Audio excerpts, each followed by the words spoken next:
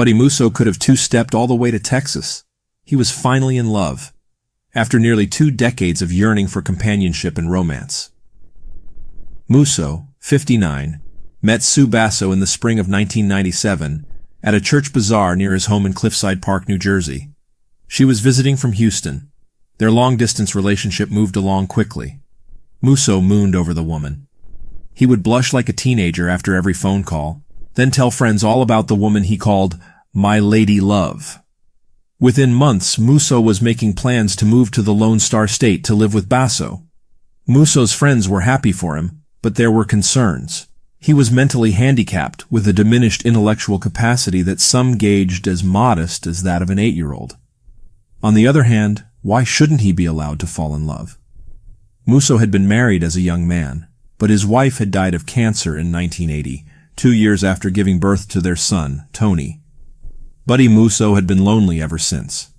He worked as a grocery bagger at ShopRite and lived at an assisted living home in Cliffside Park, across the Hudson River from Upper Manhattan. His fellow residents were protective of him. He dreamed of being a cowboy singer, and he could make anyone smile with his slightly off-key renditions of country western hits he learned from the radio. He was so affectionate, neighbor Gene Albanese told a New Jersey newspaper reporter. If you gave him a little bit of attention, he became very attached to you. Albanese and others worried about the motivations of Sue Basso, who was grossly overweight and at 44, 15 years younger than Musso. Why was she so eager for him to move to Houston? Despite the gossip, Musso began shipping his meager possessions to Basso's home in Jacinto City, Texas, just outside Houston. Using his Social Security check, he bought a cheap engagement ring and a new set of Western duds for the trip. He bid his friends goodbye and told them to prepare for a big wedding reception at the Cliffside Park Legion Hall. On June 14, 1998, he boarded a Greyhound bus wearing pointy-toed boots, a neckerchief, and a new cowboy hat. In Houston, his lady love was eagerly awaiting his arrival. 10 weeks and 2 days later, a jogger noticed a misshapen lump in a ditch in a scruffy section of Galena Park, a Houston suburb adjacent to Jacinto City. He got close enough to see it was a human form and he called the police. In police cause-of-death jargon, the Galena Park cops judged that the victim had died of multiple blunt impact trauma. The description sounds like a series of thuds, muffled body blows. The killing had happened elsewhere. The body, which had no identification, had been cleaned up and dressed in fresh clothing before it was dumped. A right shoe was on his left foot, and the right foot was shoeless. A morbidly obese woman lumbered into a Houston police station a few hours after the body was found. She gave her name as Sue Basso, and she reported that Buddy Musso, the feeble-minded man who lived with her, had turned up missing. The corpse in the park would prove to be that of Buddy Musso. A post-mortem would reveal that the feeble-minded man had died an awful death. A 7-page autopsy report contained a numbing catalog of cuts, mutilations, and fractures, including a broken nose, black eyes, 17 cuts on his head, and a bone fracture in his neck. The examination found some 30 cuts and cigarette burns on Musso's back, as well as bruises to his chest, abdomen, genitals, arms, legs, hands, and feet. His skull was fractured, and he had 14 broken ribs and 2 dislocated vertebrae. The likely cause of death was a final fatal blow to the head, probably from a baseball bat or a 2x4. Coroners said the injuries were inflicted over a period of days, perhaps even weeks, while the victim was alive. In other words, poor Buddy Musso had been tortured. An old police adage goes something like this: intelligence and the perpetration of a criminal act often are mutually exclusive. The Musso murder was a case in point. In October 1995, the Houston Chronicle published a gaudy paid engagement announcement for one of those snooty Silver Spoon Lone Star brides. The lucky lady's name was given as Suzanne Margaret Ann Cassandra Lynn, Teresa Marie Mary Veronica Sue Burns Stanlinslawski. The announcement said she was heiress to a Nova Scotia oil fortune, that she had been educated at fine schools abroad, had been an accomplished gymnast, a former nun, and a selfless volunteer on behalf of unfortunate girls in upstate New York. Her equally impressive fiancé, Carmine Joseph John Basso, was a Vietnam War hero who had been awarded the Congressional Medal of Honor. The announcement continued to describe the exceptional lives of the charmed couple. 3 days later, when the Chronicle hadn't been paid the $1,372 cost of the ad. The paper ran a note that it was looking into apparently erroneous information in the announcement. The betrothed woman with the gilded personal history did not surface again until Buddy Musso's murder. It turned out that Sue Basso's life was something less than charmed. She lived in suburban Jacinto City in a dumpy house filled with a collection of human misfits, dogs, cats, and ferrets. One inhabitant was her son, James O'Malley, 24, who lived a fantasy life as a special operations soldier. He wore military regalia day and night, including in bed. His mother had a pet nickname for him, Bozo the Clown. Police led Basso and O'Malley to the Galena Park ditch so they could confirm that the dead man was their missing friend. A cop would later say that Basso broke out in fake hysteria on seeing Musso dead, while O'Malley was expressionless, as though he saw just what he expected. The lack of reaction just gave me that gut feeling that he knew before we got there, Robert Pruitt, Galena Park's assistant police chief, would later say. Cops took O'Malley aside and asked whether he had any ideas about what might have happened to Buddy Musso. "Yeah," O'Malley replied, "we killed him." "We" would prove to include Basso, O'Malley, Basso's friend Bernice Aarons Miller, 55, Miller's son Craig Aarons, 25, Miller's daughter Hope Aarons, 22, and Hope Aarons' fiancé, Terrence Singleton, 28. O'Malley helpfully explained that the fatal beating had taken place at Bernice Miller's apartment in Houston. Musso had been forced to kneel on a child's playmat for several days, apparently after accidentally breaking a Disney figurine. He was beaten, stomped, burned with cigarettes, and cleaned with a wire brush. He was dumped into a bathtub filled with bleach and pine-scented kitchen cleaner. His corpse was then redressed and dumped in Galena Park. O'Malley and other eyewitnesses would reveal that Musso lived a life of servitude, not love and romance, with Basso. He carried groceries and took out the trash. Neighbors said he was bloodied and bruised. James O'Malley led police to a trash bin, where they found Musso's bloody clothing, blood-stained towels, the mat, and rubber gloves. The 6 suspects were arrested and charged with murder. Police first announced that Musso had been beaten mercilessly after he accidentally broke a Mickey Mouse figurine. But after a search of Basso's house, they would amend their motive to that most predictable one: money. The Houston Chronicle summarized the case neatly in a headline: "Slaying possibly tied to insurance. The victim's policy paid off extra if he died from a violent crime." On September 9th, Assistant Chief Pruitt led a team of cops serving a search warrant at the Jacinto City house. A dog, a cat, and 2 ferrets had fouled the place. The tiny place was packed with stacks of plastic storage containers filled with old clothing, record albums and CDs, stereos, and television equipment. A mattress where both Musso and O'Malley were forced to sleep lay on the living room floor. A computer was set up in one bedroom. The cops found books on Irish history and surprisingly highbrow magazines, including The New Yorker and a periodical from the Colonial Williamsburg Foundation. The compact disc collection included classical works as well as Irish and pop music. The liquor cabinet was well stocked. Amid the clutter, police found a $15,000 life insurance policy, written by the Union Labor Life Insurance, on Buddy Musso. A violent death clause boosted the benefit to $60,000. The cops also found a will signed by Musso and witnessed by Basso and 3 of her co-defendants that named Basso as the sole heir to his property, including the life insurance policy. A paper copy of the will was dated 1997, but police found the original document file in a computer. It had been created 12 days before the murder. Police found bank statements and canceled checks indicating that Musso had been turning over his monthly Social Security check to Basso. They also found documents showing that Basso had applied to become a payee of Musso's government checks. A relative may have protested. Musso was out of touch with his son, but he was close with a niece in Virginia, Linda Morass.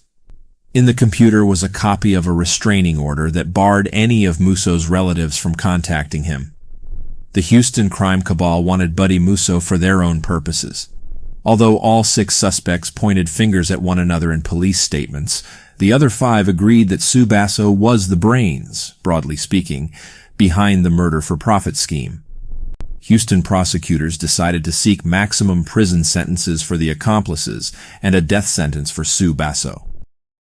"There's a reason we have a death penalty," Harris County Assistant Prosecutor Denise Nassar told reporters. "And this is it." Suzanne Basso's real life was something quite different from the fantasy she created in the engagement announcement.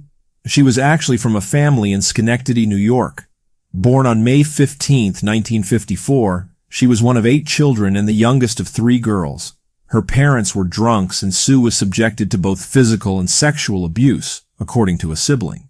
The abuse took a toll, and she became a delinquent teenager, problems with sex, truancy, and theft, who spent time at a Catholic reform school in Albany. She managed to complete high school and in the early 1970s married James Peak, a Marine. They had 2 children, a daughter born in 1973 and a son born the next year. The daughter told the Houston Chronicle that the Peak marriage was marked by sexual deviance. As a young woman, Sue Peak was slim and attractive, with brilliant blue eyes. Later she let herself go, as her daughter put it, and ballooned to some 350 pounds on a 5'2" frame. She was promiscuous, and her husband abided by the behavior. The daughter, Christiana Hardy, recalled waiting with her father in a bedroom or on the porch, while her mother finished grunting and groaning with one special friend or another. Sometimes she would take her children on a sexual rendezvous. "I remember being embarrassed," Hardy told the Chronicle. "My brother and I were sitting at the kitchen table in this stranger's house, and our mom was in the other room having sex with him. The family moved several times, to coastal North Carolina, to Houston, and back to Carolina. In 1982, James Peak was arrested for molesting his daughter. He was convicted of taking indecent liberties with a child, and spent 11 months in jail in North Carolina." Hardy, now married and a mother of 3, said sexual and physical abuse was part of a lifelong pattern. She recalled one time when Basso forced her daughter and son to undress for 2 maintenance men who were visiting the house. The son, James, was beaten and abused by both his mother and father. "That's how I learned my self-defense," he would later say in court. "My father beat the shit out of me."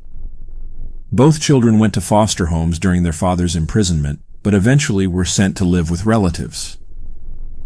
In the early 1990s, James, Suzanne, and the children reunited in Houston. Sue Peak decided to make a fresh start by changing the family's surname to O'Malley.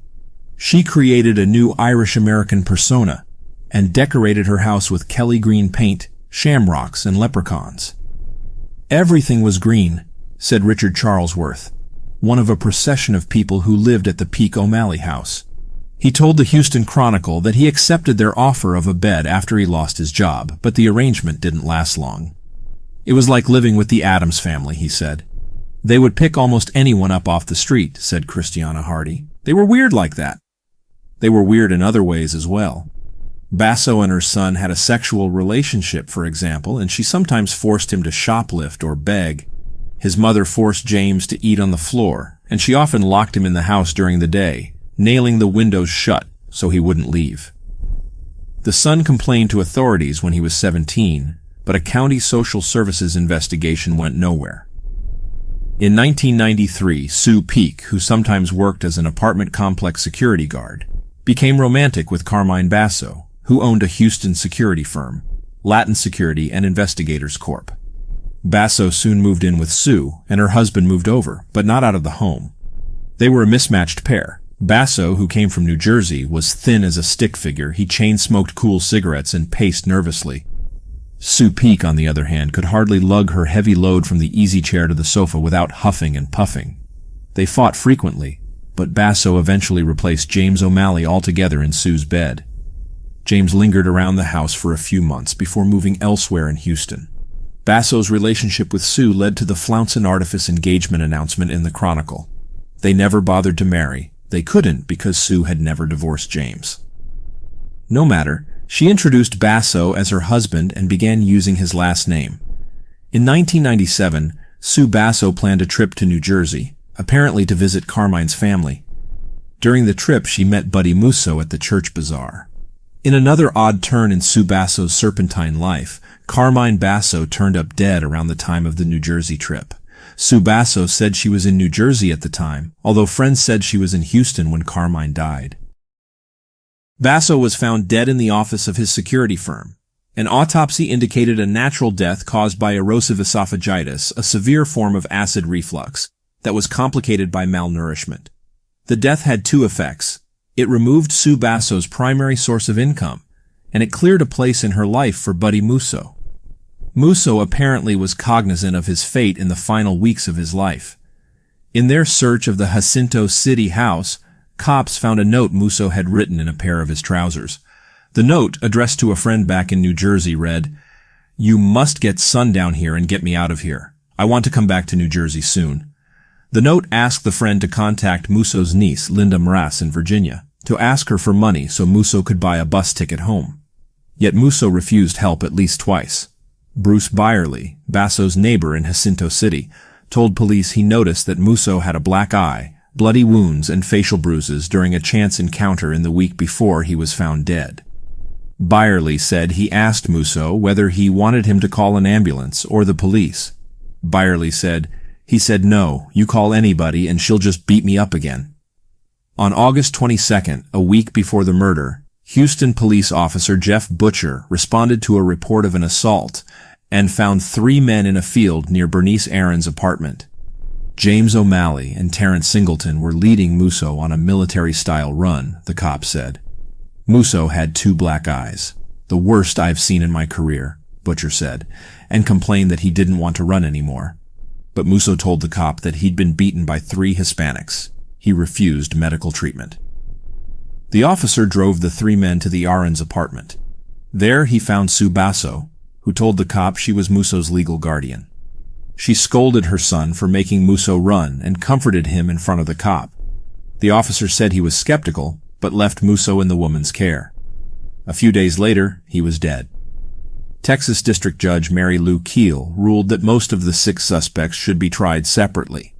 Basso's son, James O'Malley, would go first, beginning on April 13, 1999. The trials would continue with Craig Aarons also in April, his mother Bernice Aarons Miller and Terrence Singleton together in May, and Hope Aarons in June. Sue Basso would be last, with a trial scheduled to begin in July. Prosecutors Colleen Barnett and Denise Nassar had a very busy 4 months.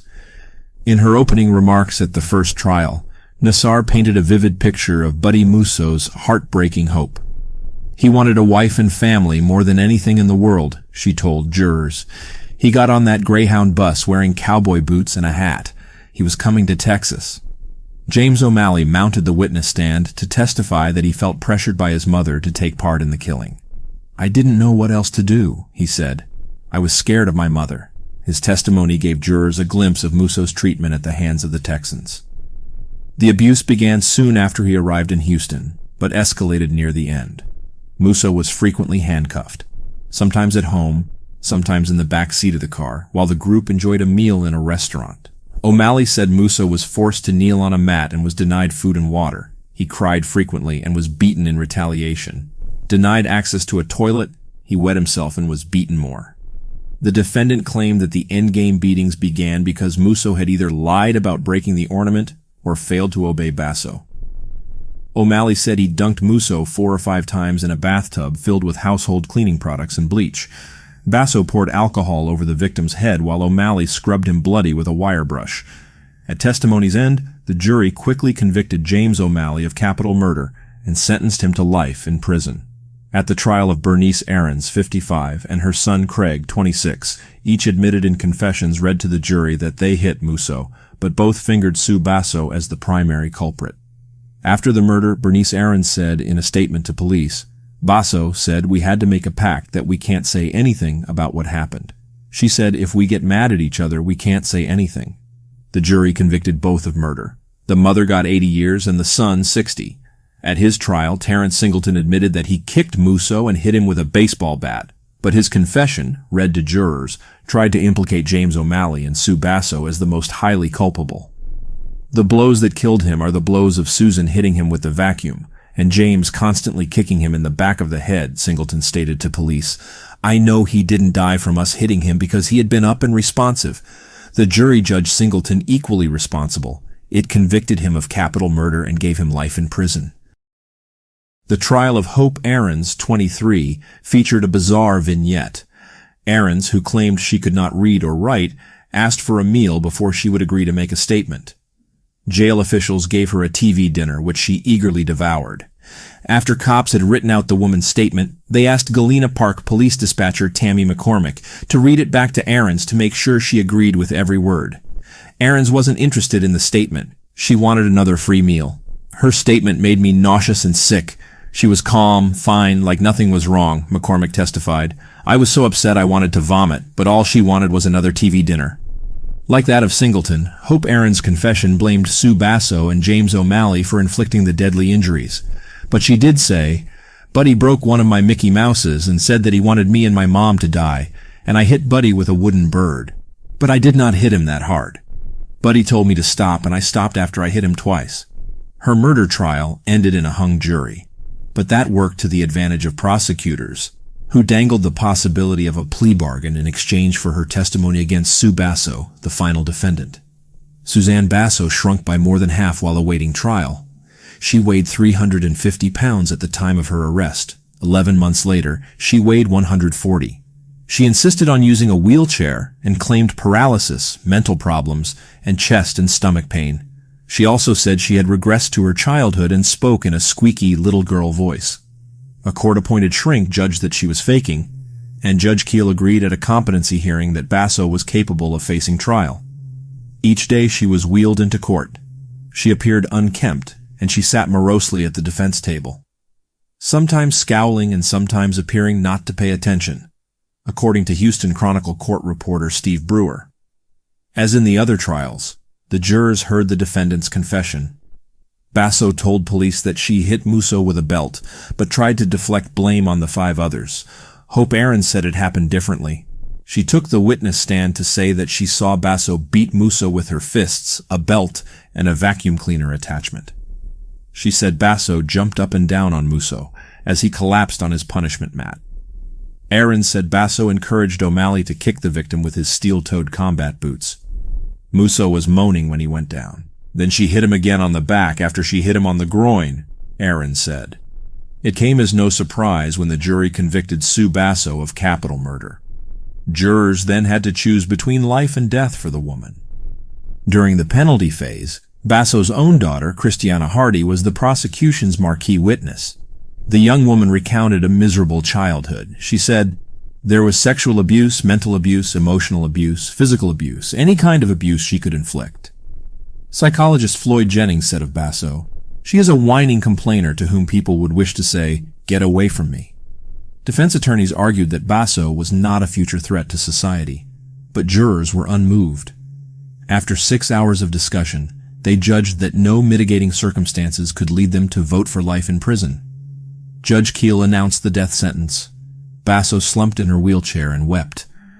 As she was wheeled out of court, she cried in her little girl voice, "I am not guilty." But prosecutors deemed that justice had been served. Colleen Barnett said, "I've seen a bunch of evil in my job as a prosecutor, but she exhibits so many different demonic traits that it's hard to see her as anything but an evil-minded person." The final loose end in the case was tied up 6 weeks after Basso's conviction when Hope Aarons pleaded guilty to murder and was sentenced to 20 years in prison. She is the only one of the 6 Musso killers with a realistic chance of parole. Sue Basso, prisoner number 999329, resided on death row with 8 other condemned women at the Mountain View Unit Prison in Gatesville, 45 minutes west of Waco. 7 of the 8 women had longer death row tenures than Basso, and her execution was not expected anytime soon. The average stay on death row in Texas, including both men and women, is 10.5 years. So Basso should have been executed around 2010. Her daughter was counting the days. After the death penalty was announced, she hugged prosecutors and cried tears of joy. "We got a victory," Christiana Hardy told reporters. "This is wonderful. Justice has finally been served. She's off the streets. She can't hurt anybody. Let the inmates kill her. I don't care." She continued, "She was never a mother. She doesn't have any mothering instincts. She threw us away and left us out there to fend for ourselves. Now let her do a little fending for herself." Because Texas stopped giving special final meals to death row inmates, Basso had the usual prison food before her execution. This meal included baked chicken, fish, boiled eggs, carrots, green beans, and sliced bread. Her execution took place on February 5, 2014, at the Huntsville unit of the TDCJ. When the prison warden asked if she had any last words, she told him, "No, sir." She was declared dead at 6:26 p.m. CST, just 11 minutes after receiving a lethal dose of the drug, pentobarbital.